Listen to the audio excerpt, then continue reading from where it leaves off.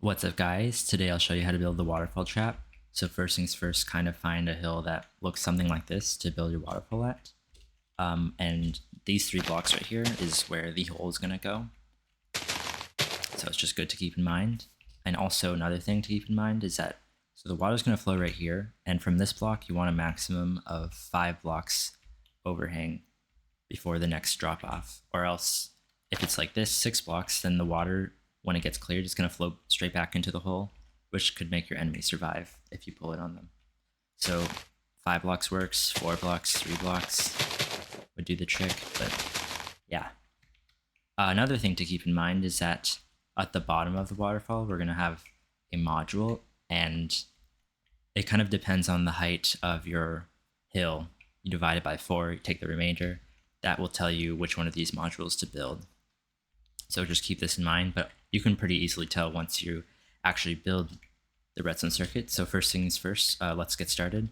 We're going to place our pistons like this, and then another like here, and then this is kind of a marker piston. Just tell us when to stop going downwards. And then also, make sure you at least place some of your signs here. If you don't have any signs here, then the water will flow back in and it could make your enemy survive. Just one thing to keep in mind. But yeah, let's just go straight to the top and place our water. We'll get an observer going into it, which will detect our activation, some dust, and a note block. Then right here, we want to quickly replace the stone block with a piston, and this will be the start of our pistons that actually clear the water. We'll want to copy these 4 blocks over and over until you get to the bottom. So dust, note block, observer, and regular block. Make sure you do this before you place the pistons in, because as you can see, when I place this observer, it activates, so you don't want to have the piston activate before you actually have built the trap. And then again, we will copy the same 4 blocks over and over.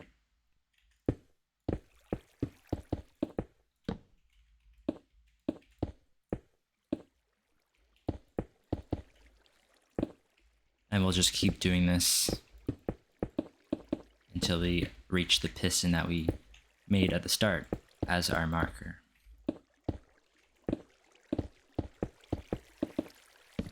I can kind of hear it getting close, and there it is.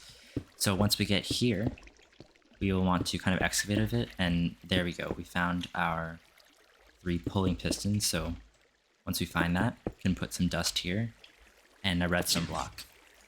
Then we'll want to put, we want to dig to the side a little bit, put a sticky piston, and we'll just get a null block temporarily for now so we can get an observer facing here. And then after that, we're almost done. Actually, we are done.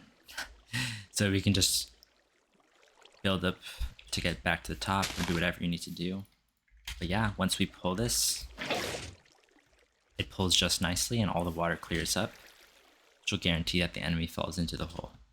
And put the water back, and there you go. It resets just nicely.